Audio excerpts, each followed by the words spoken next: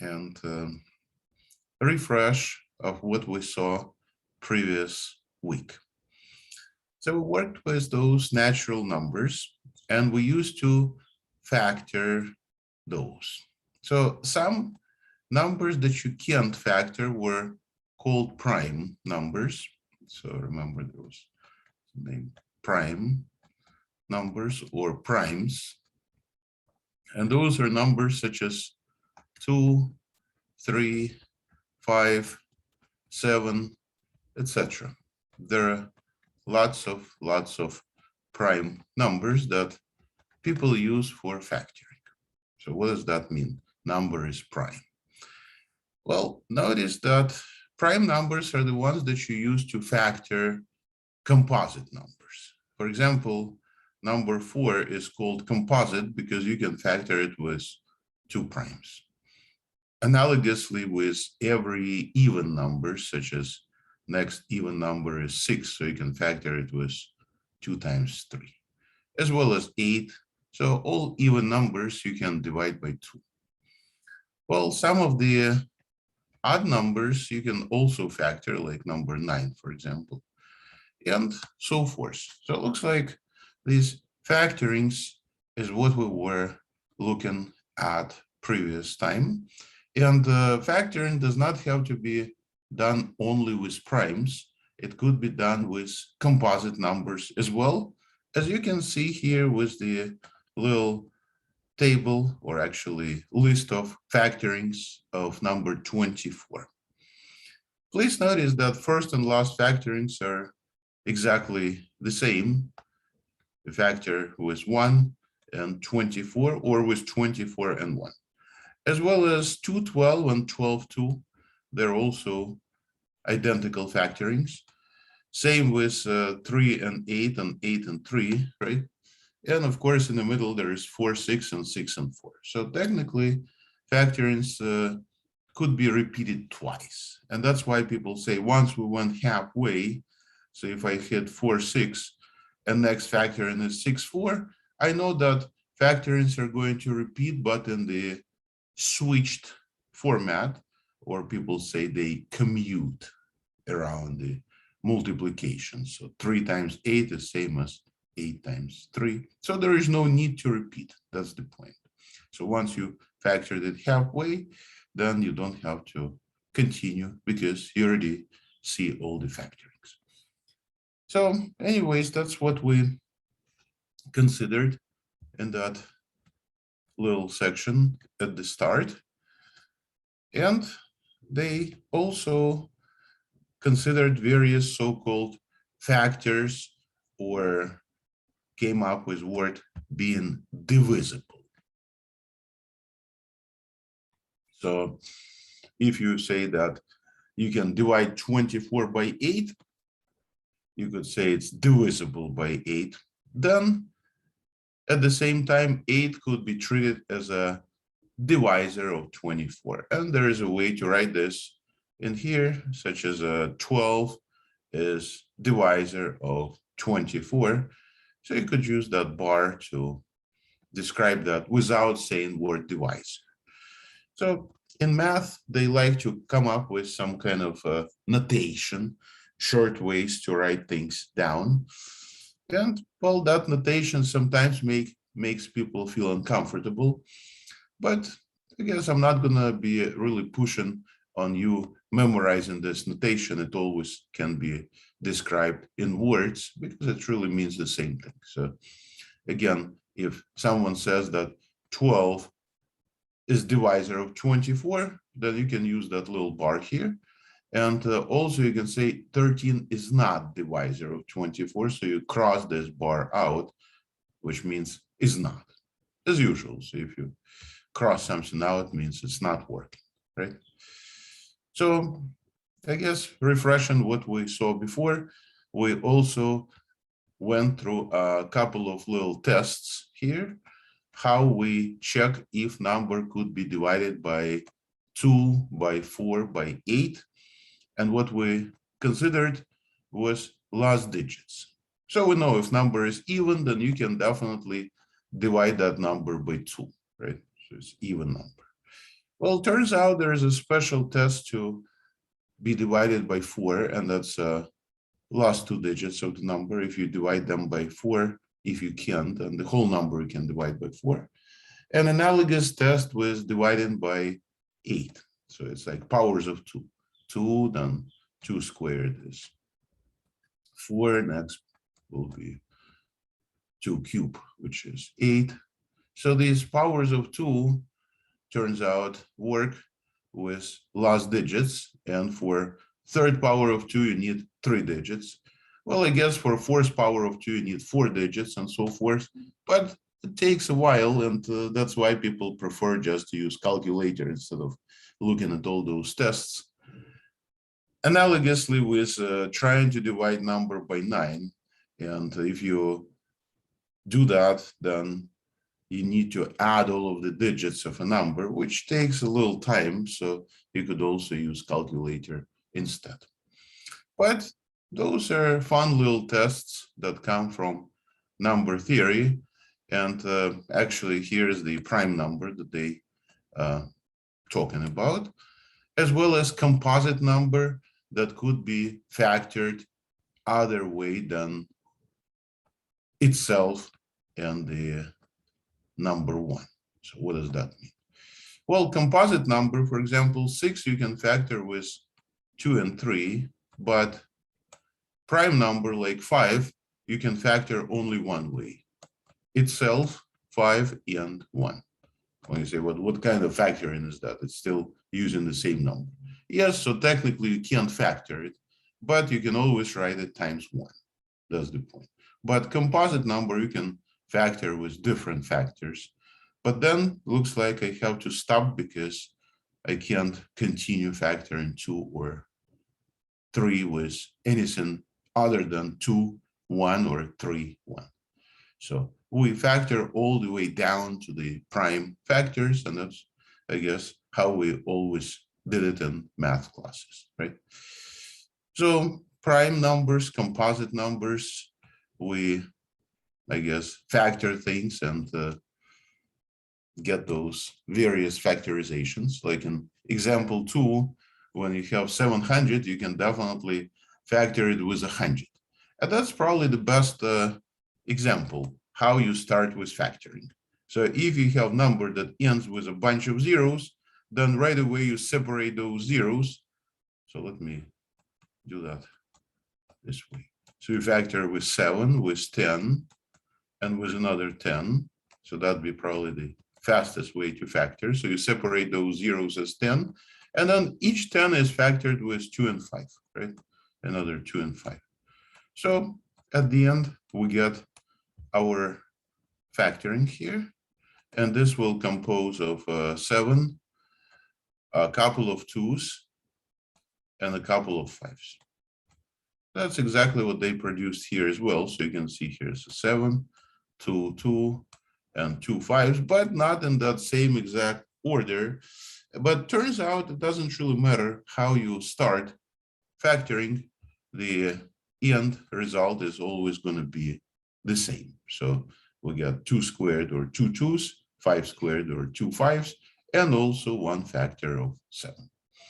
So whichever way you like to do the factoring, whichever way you like to start to do the factoring, makes no difference, as the end result is always the same. So this section talks about factoring, and factoring helps us find various interesting things, such as greatest common divisors. That's interesting observation. Notice that two numbers that are even, 216 and 234, can both be divided by 2. So if I want to think about common divisor, then I can definitely say that this is 2. But is there greater than 2 common divisor? Let us check it out, how they do that. Well, they factor both numbers, like 216, they factor with 3 2s and 3 3s, right? And then they factor 234 with 1 2, 2 3s, and a 13. And then they see what is in common. And we want to take the largest possible common part. So I can see number 2, factor 2, which is common, but there is more. And that's why they call it as greatest. So what's the largest common part in those 2 factorings? And looks like once you have those factors, you can compare them and see that besides the 2, you also have a couple of factors of 3. So this so-called greatest common divisor, or sometimes they call it as greatest common factor, is going to be composers 1, 2, and a couple of 3s. So it'll be 9 times 2, or 18. And that's exactly what they came up with here. Somewhere, where is it? Where's the common divisor? Did they actually put it here? Let me see. Greatest common divisor. It should be somewhere. Maybe on the next page.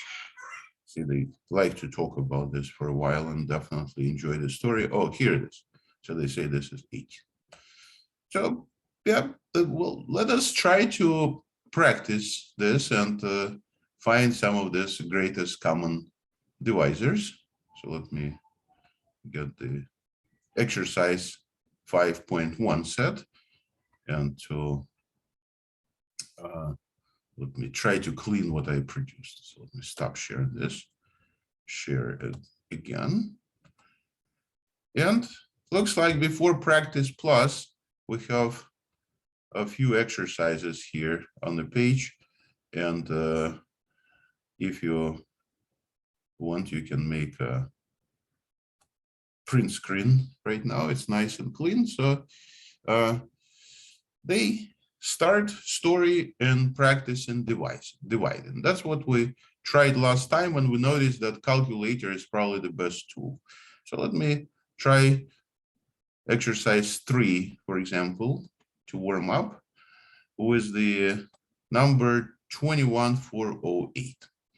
And they ask, can you divide this 21408 by all of these numbers? Well, since this number is even, right, then I can definitely divide it by 2. So 2 is definitely a factor. Now, also, test with 4 that we considered deals with last 2 digits. Remember, since 0, 8, last 2 digits, you can divide by 4, then the whole number you can divide by 4. But once again, you can try calculator. Analogous test was for number 8, and now you need to see if you can divide last 3 digits by 8. And looks like I can do that as well, divide last 3 digits by 8. One is, Alex, how do you know that? Well, take 408 and divide it by 8. I believe it will be 51, right? 51, indeed. So you can also divide this by 8. Well, next question is, can I divide this number by 5? And the answer is no, because numbers that I can divide by 5 should end with 5, or maybe with 0. So such as a 25 at the end, you can divide by 5 too. The second example, you can divide by 5, but definitely not one that ends with 8. Well, please notice that 10, which is a product of 2 and 5, is not going to be working here either, because in order to divide by 10, I need to divide number by 5. When I say it again, well, let's say, for example, number 700 that we already factored before. Remember how we factored it? 7 and a couple of tens, and then each 10 you factor with 2 and 5. So notice that 5 is going to be one of the factors. In other words, if you can divide number by 5, it means that 5 is a factor of this number, and 5 will be a factor if you end with a 0. So you have 10, because 10 is 2 times 5. And one can say, Alex, there is another 5 here. Yeah, that's even better. So point of story that this exercise 3 cannot be divided by 5 because it doesn't end with 5. And it cannot be divided by 10 either because it doesn't end with a 0, just like 700 does. What else? Well, next test is dividing by 3. And that was a little bit tedious because you had to check the sum of digits, right? So if I look at 2 plus 1 plus 4 plus 0 and plus 8, and turns out this test is for 3 as well as for 9. So if I add all of these digits together, like 8 and 2 is 10, and 4 and 1 is 5, so it'd be 15. So yes, I can divide this by 3 because the sum of digits is 15. You can divide it by 3, but not by 9 because 15 cannot be divided by 9. But this number can be divided by 3. How about that? See, the power of these tests is that you don't have to actually get a calculator and divide. Let's say you don't have your calculator, say battery is not working. Well, then you can actually estimate that. What else is here? Next is 6. Well, turns out that if you can divide number by 3, let's say number 15, for example, then 3 will be its factor, right? 3 is its factor. Let's say if I take another number that I can divide by 3 and by 2 at the same time. Let's say if I try number 24. This could be divided n by 3 and by 2 because it has 3 factors of 2 in it, right? 24. So since I have such a factor as 3 and another factor is 2, then I can divide it by 6 because 6 will be then multiplied by 4 and produce the factoring. In other words, if the number we are looking at here in exercise 3 has n factor 2, n factor 3, 2 times 3 is 6, so a factor of 6 is also going to be present. How about that? I say, Alex, so probably analogously, I can state about 12 being a factor because this number also has factor of 4 in it, right? So if you consider factorings once again, remember there was a factor of 4 here, and there is still factor of 3, so 4 times 3 is 12. So that's what they're talking about in here. And I guess, yes, you can divide this by calculator, just divide by 12, and you will see that indeed this division works. When you say, what are you talking about? Well, let me get a calculator and divide this number. 374,832, no, 21,408. Let me write it down. 21,408. So you can just divide this by 12 and see if you can get some answer. And yes, you do get 1784. See, but the point is that you don't have to do it. You could just estimate those factors.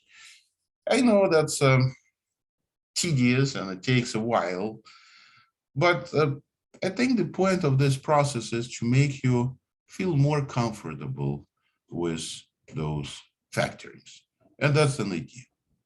So anyways, as I said, all the problems here could be probably done using a calculator, and I don't have a control whether you use it or not, and I guess I need to clearly state it so you can technically do that, right?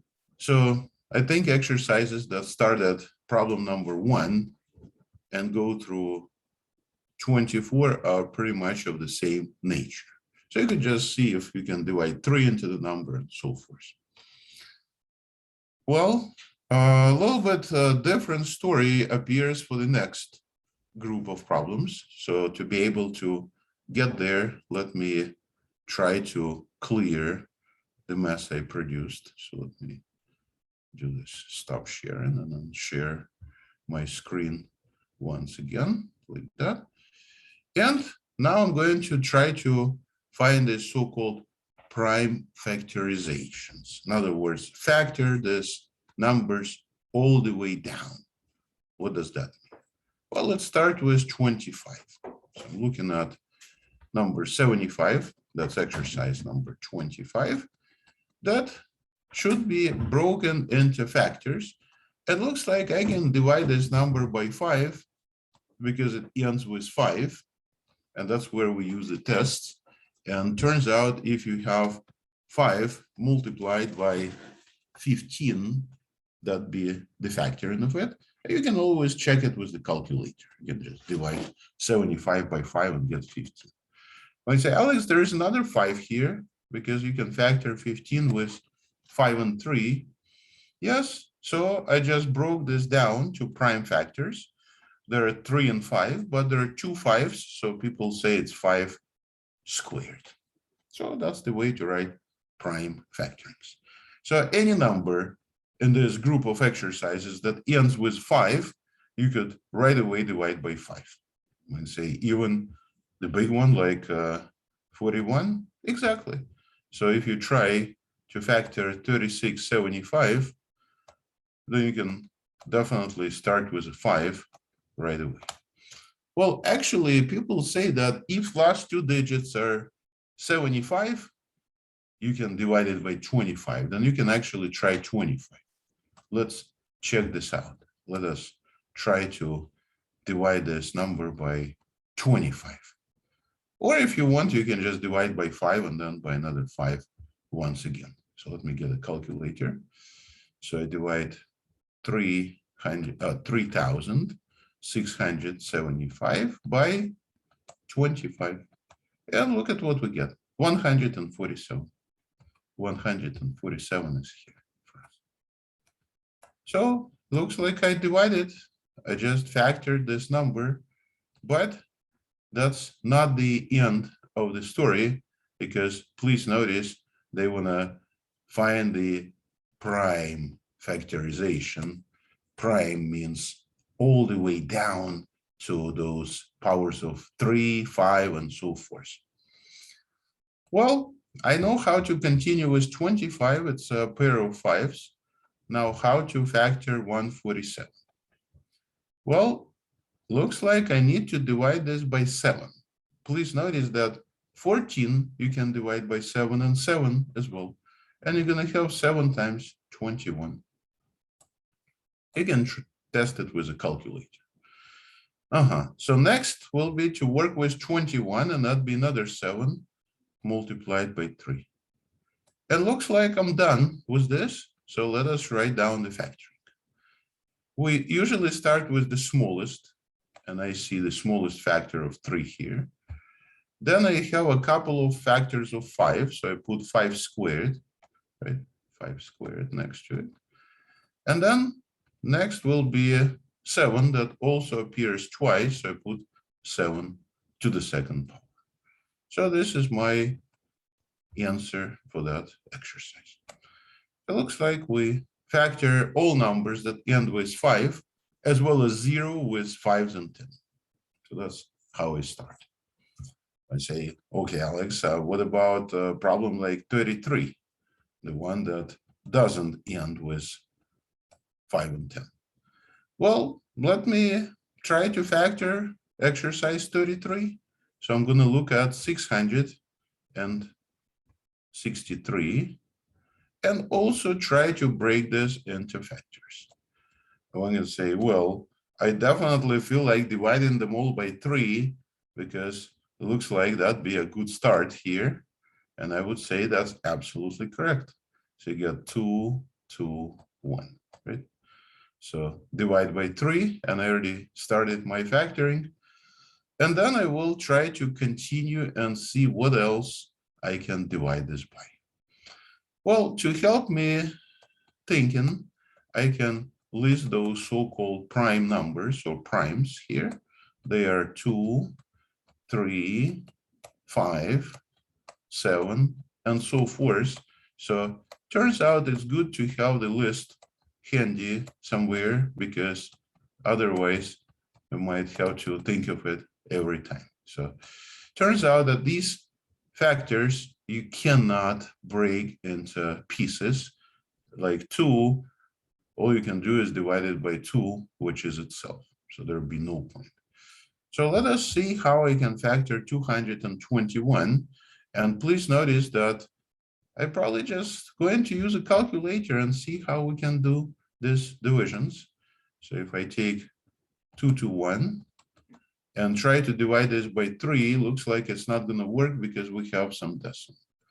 Okay, next prime is 5. There is no point to try because it needs to end with 5. So I'll try 7 and it doesn't work either. You see 7 is out. So next I'll try will be 11 and see what happens in here. And notice that 11 is not working. So I'll try 13. And look at that. 13 worked. Do you see that? How about that? 13 and the other factor is 17, which is also prime here, right? So this pair 13, 17 took care of it. That's very hard to see, right? Without a calculator. And that's the reason why I'm actually showing you this little tool, because yes, some problems here would not make any sense to do without a calculator.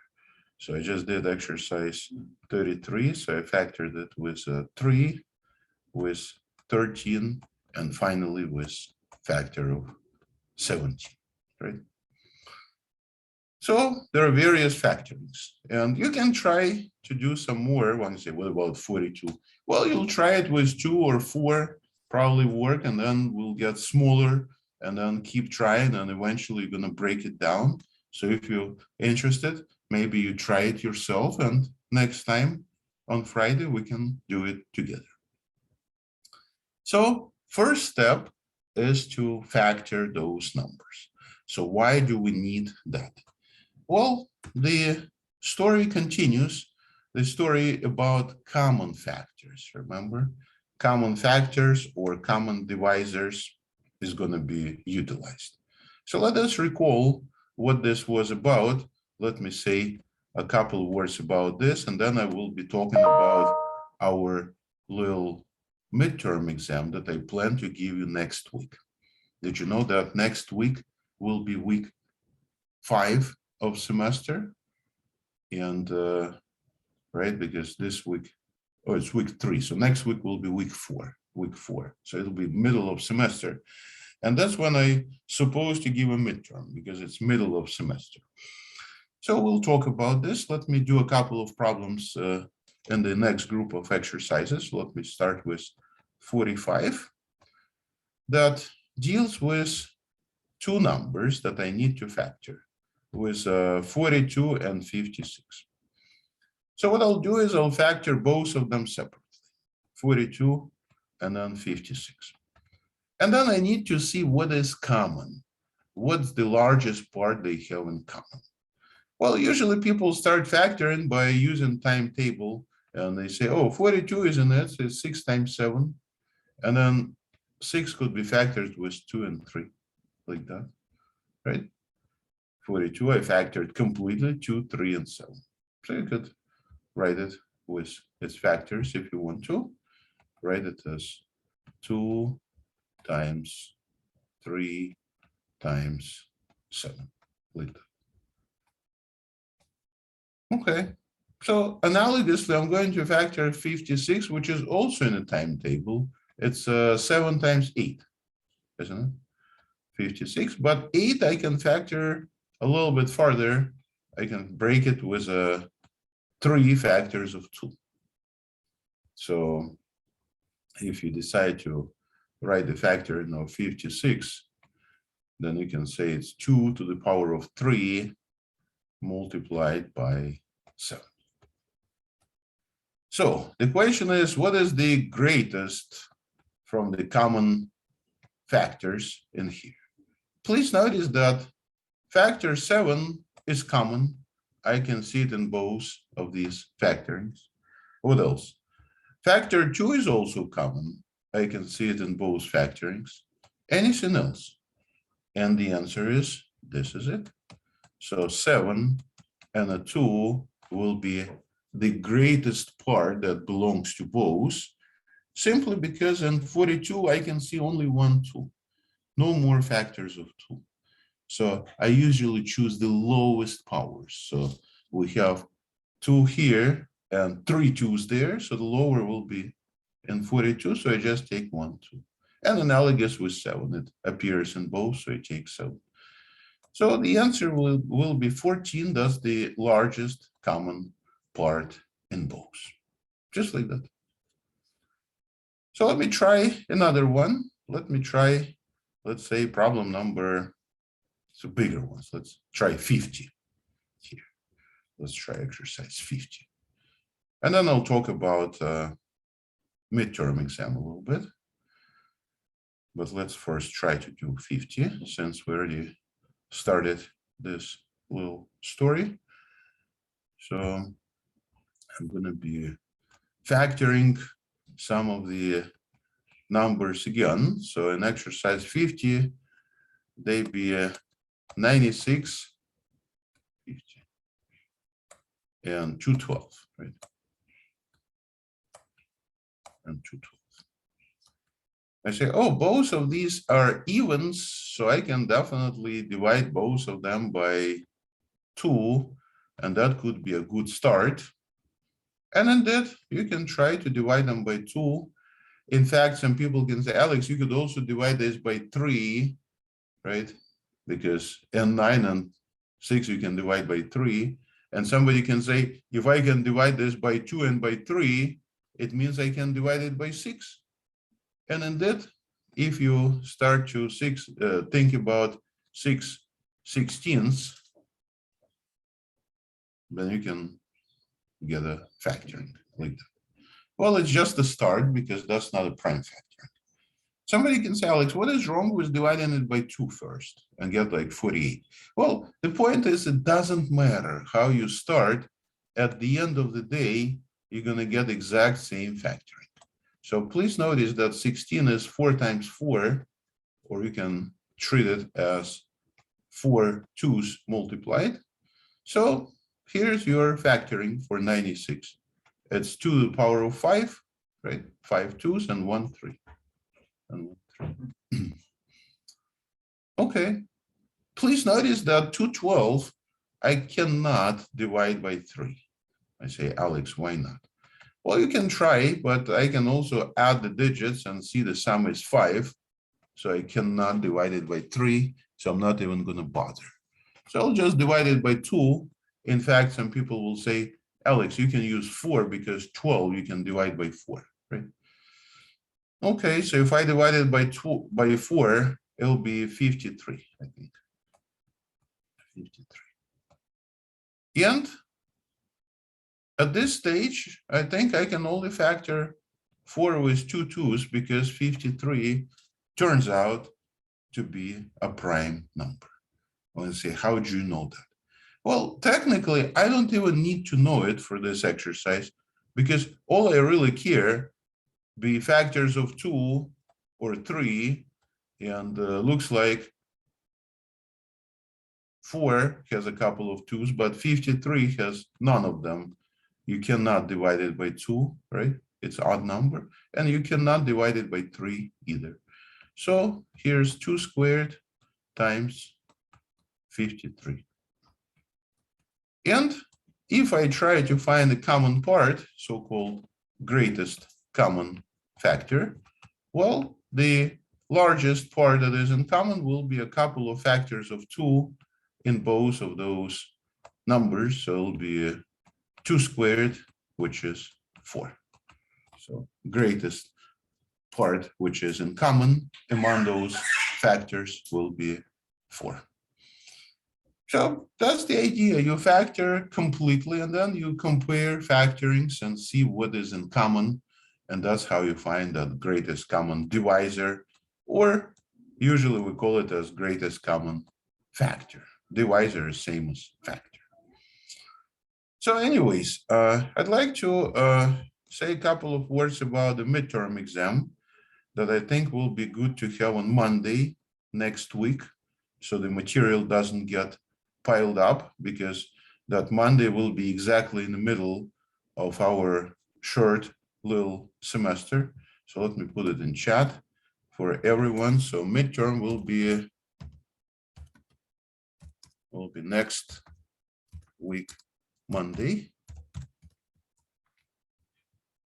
And it'll be on chapter 4 and section 5.1. 5.1. So we're working on 5.1 today. I plan to finish with it. On Friday, I plan to do a review. So next class meeting, important that you'll be here because we're going to do a review. Yes, of course, I'm going to make a recording and email it to you anyway, so you'll be able to watch it. If you cannot make it for whatever reason, then you'll be able to watch it. So that's fine. And yes, from chapter 4, we covered 3 sections, 1, 2, and 3. And 4.4, I said that you don't have to worry about, right? So you don't have to do it. So the homework will be due on those sections. So as you just wrote 4.1, 4.2, and 4.3, and section 5.1. So these 4 little sections will be due for homework on Monday. If you're done earlier with them, let's say you'll be done tonight, well, then you can send me the whole thing tonight. But make sure you send me the whole thing. It doesn't have to be 1 email. You can send me 4 emails if you use lots of paper. Number of emails makes no difference because I know that if you make pictures, picture files might take a little bit of room and may not fit entirely. So, but from this point on, you know what this homework, what sections do for homework. So if you finished with them earlier, then you can send it to me earlier. That's fine. So anytime before the midterm. And I advise you to do this before the midterm because this way you're studying for the midterm, right? So make sure you finish with 5.1. And yes, I will definitely say a few more words about it, but I think we're pretty much at the end of section 5.1 because you don't need to worry about practice plus. So in the midterm exam, there'll be 2 exercises. Remember, I told you there'll be only 2 exercises.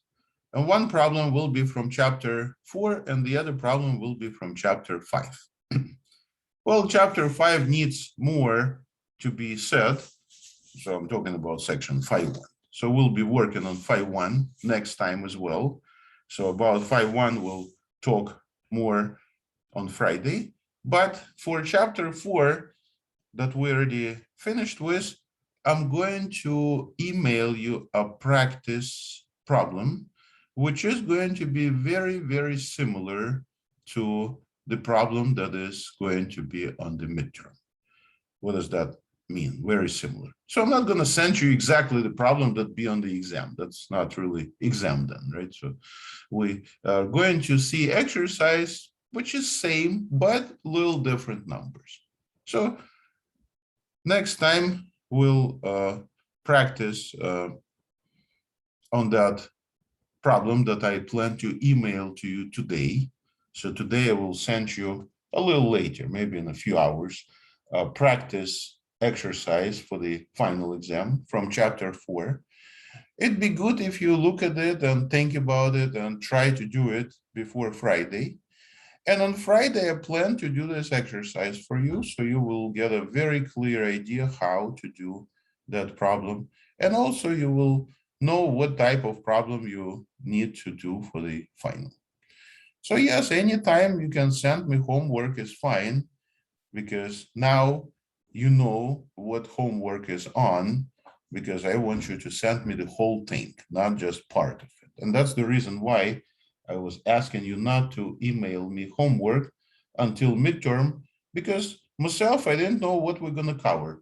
If we go to 5.2 or not. Looks like we don't get to 5.2, so up to 5.1. So this way, now you know what the whole thing is. So sections 4.1, 4.2, 4.3, and 5.1. So you can send it to me as soon as you're done with them. But you don't have to send it today. It's due on the midterm, so it's due on Monday. So you can send it to me on Monday as well, or on any day over weekend. So whenever you're done. But yes, if you send it to me today, if you have it ready, then it's also fine. So please check your emails later tonight, and you will see there a practice problem that I plan to send to you. Also, there'll be a few words about the way that I administer this final and making sure that everyone gets a different question. And that's why it's going to look a little bit differently compared to your other classes. In other classes, you probably have more questions, but they're all same for a whole class. Well, in this class, you will have less questions, but they be different for the whole class. So I want to make sure that everyone in class should get different answer. And I will base these questions on your digits of student ID. So there'll be pretty much same questions, but there'll be different numbers that you use. And that's how the answers are going to be different. So that's the point. So again, check your emails and you will see all that. Now, yes, I don't plan to give you complicated exercises for the homework and for the exams especially. There'll be standard problems that we did in class. So if you encounter something that you cannot do, then you can skip it. Or you can also ask me if you have anything in mind, just tell me right now, I can help you with those questions. Why not?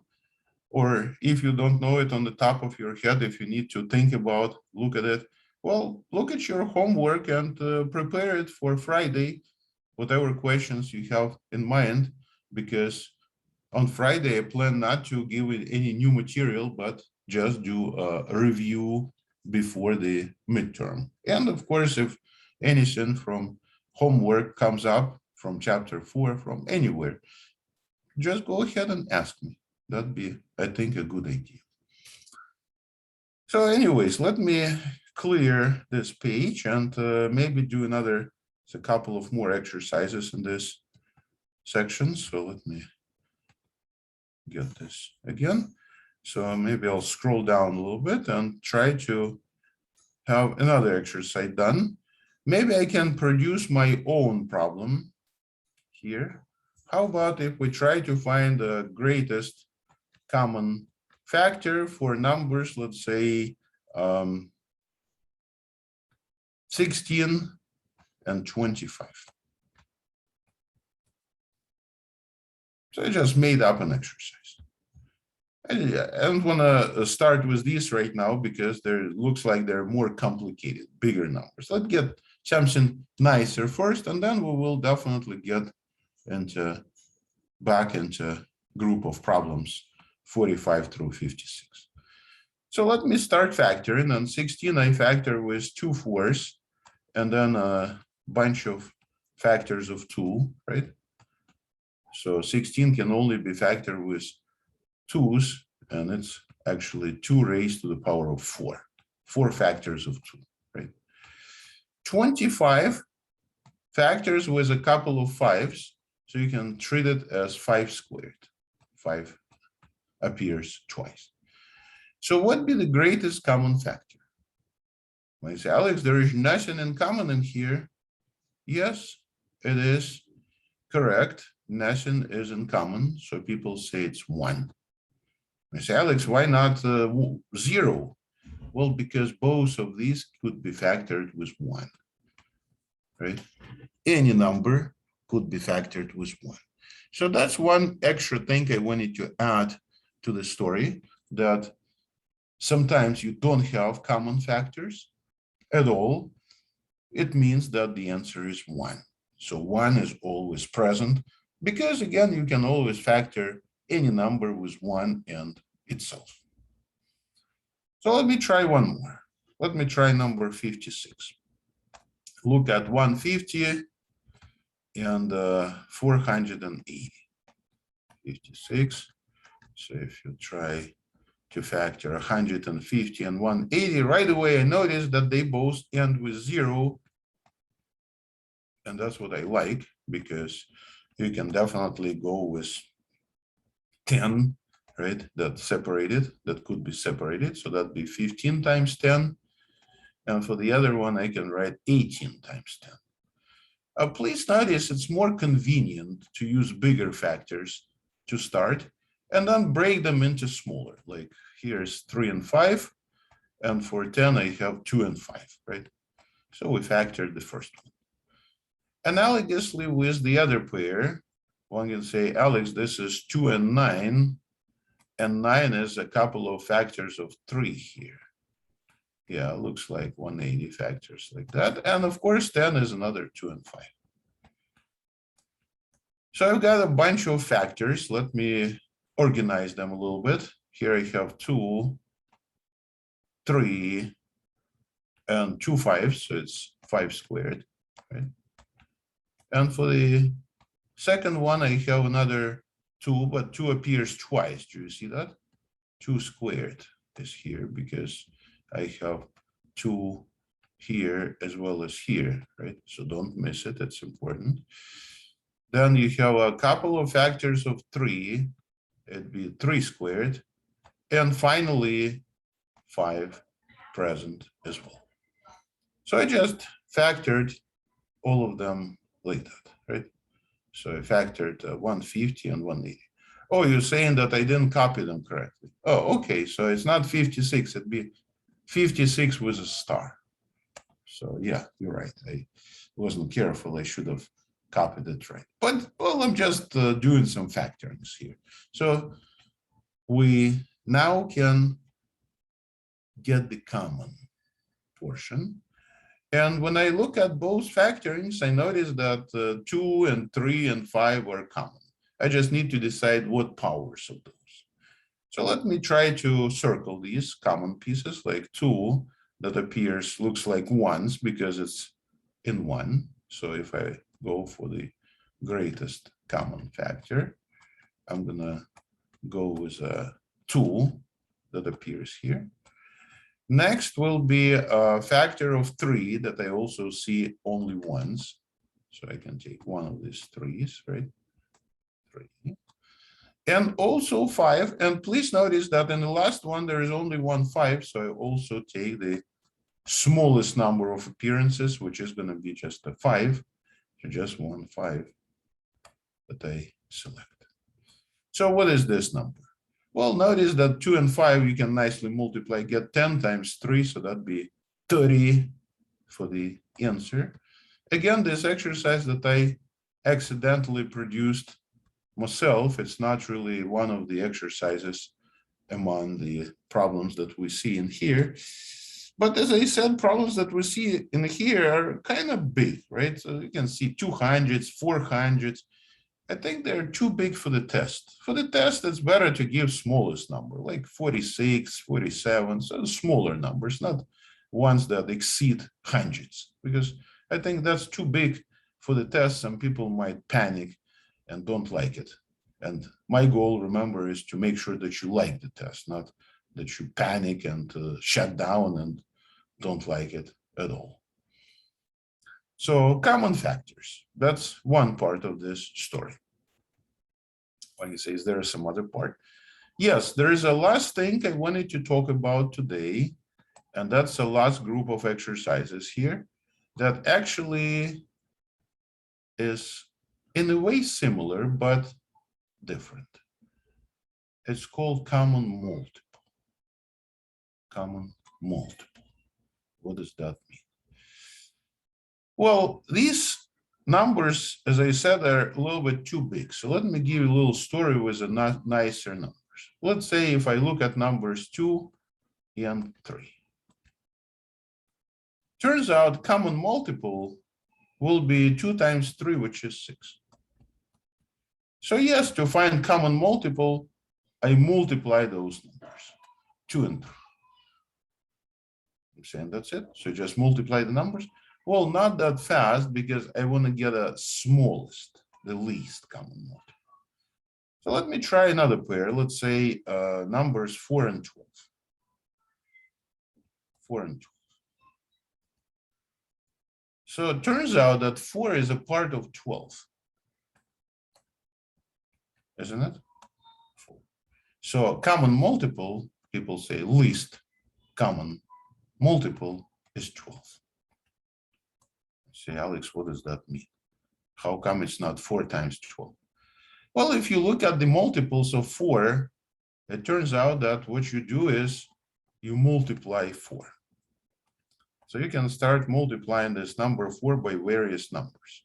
And various numbers means you start with 1, you multiply it by 2, you multiply it by 3, you multiply it by 4, you multiply it by 5, by 6, by 7, by 8, and so forth. So that's how you produce those multiples. You multiply. It's not really surprising. So you can do this ... for a while. Analogous thing you can do with 12. So you can produce multiples out of 12. So you can multiply your 12 by 1, by 2, by 3, and so forth. And you produce those multiples, right?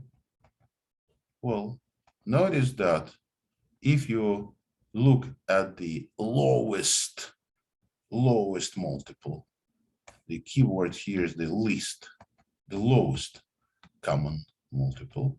Notice that 12 is going to be present in both. 12 present, it's common, and that's the lowest I can see. So the idea is that if 4 is a factor of 12, then the lowest common multiple will be 12, because you just take 12 times 1. So that's worth to think about. This is different with common factors, this least common multiple. So let me try one of their exercises on this page. I'll start with the problem 57.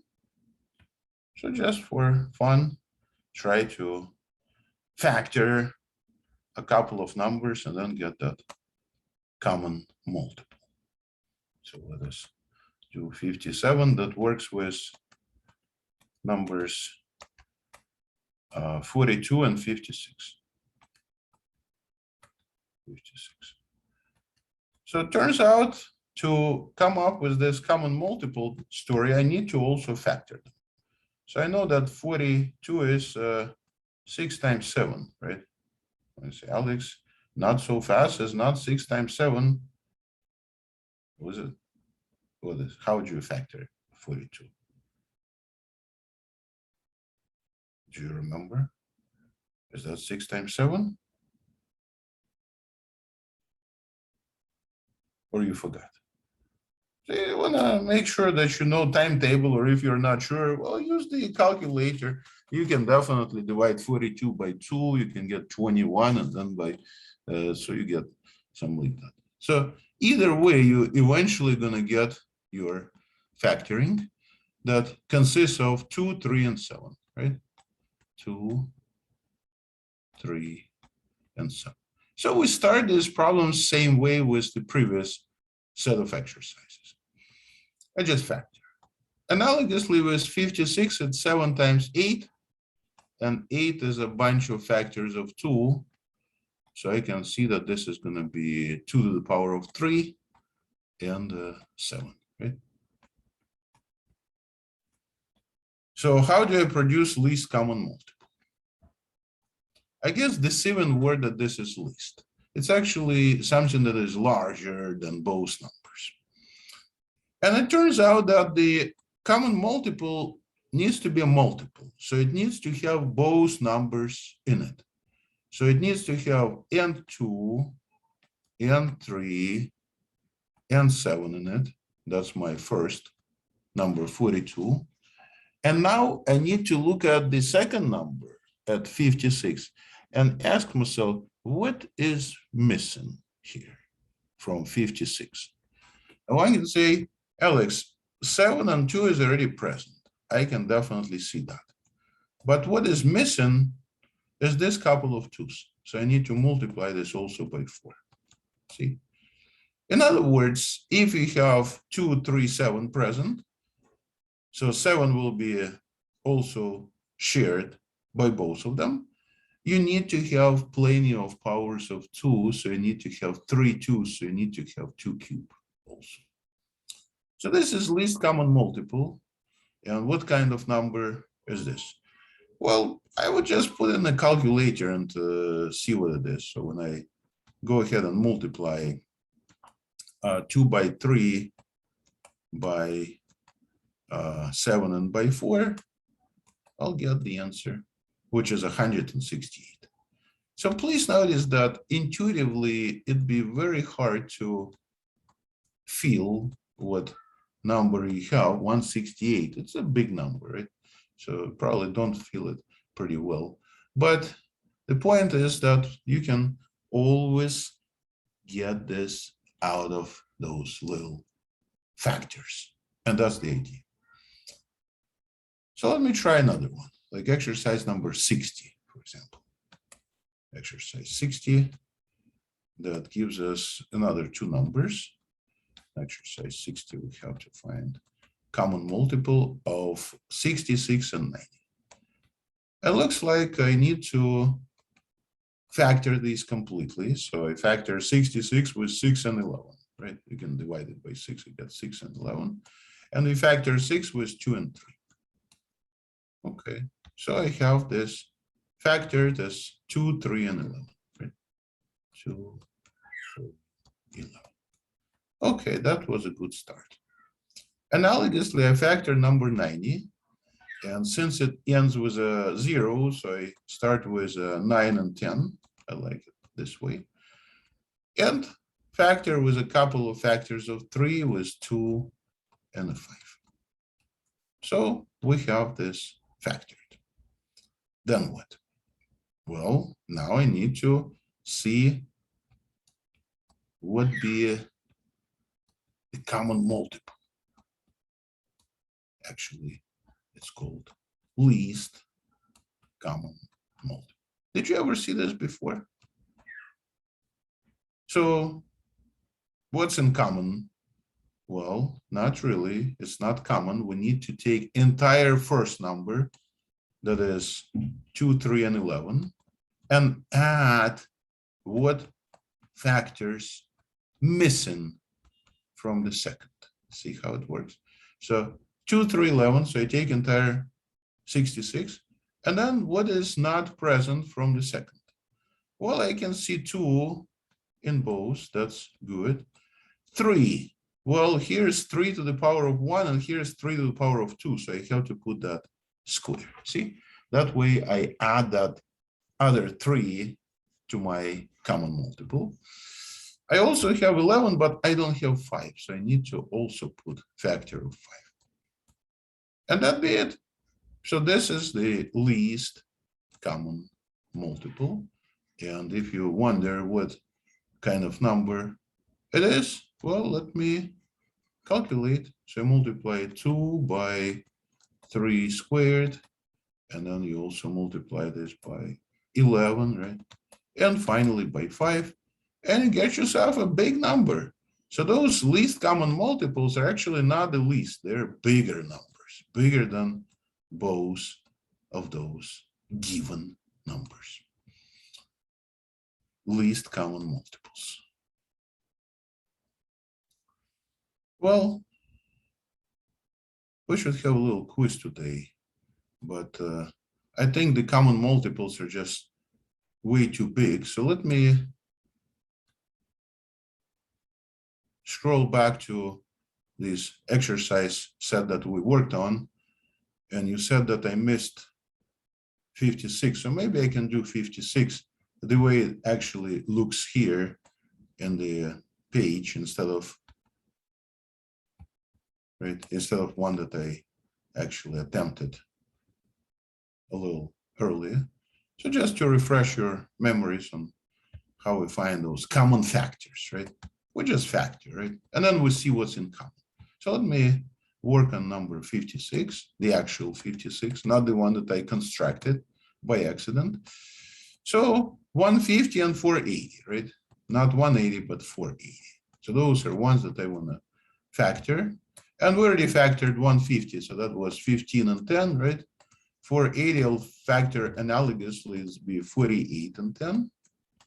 And then I'll just factor 15 as 3 and 5, right? 10 as 2 and 5. So I got a factor in of the first. So it looks like now I can factor the second. 48 is 6 times 8. So this would be 2, 3, and a bunch of factors of 2. So lots of 2s here. And finally, 10, I factor with 2 and 5. So the point of story is you start with factoring both of them completely. And now you start to check what's in common, because I'm trying to find the greatest common factor. And I already see one common factor, which is 3, and that's great. So now I look at the other factors, and I see that 2 also appears in both, right? So another factor is 2. Anything else you see here? I say, Alex, I also see 5. How about that? Yes, I also see 5 right here. So it'd be 5. So I see one common 2 because there are no more 2s in 150. One common 3 because there are no more 3s in either of them. One common 5 because there are no more 5s in 480. So here's my answer, 30. How about that? It's interesting, right? So let's have one for quiz of the same nature. For quiz, can you find the greatest common factor for these two numbers? Notice I already factored them for you, so you just need to tell me what the greatest common factor for exercise number 60. Just look at the factorings and produce the greatest common factor. And that should be good enough for this little section. So I'm going to stop recording right now.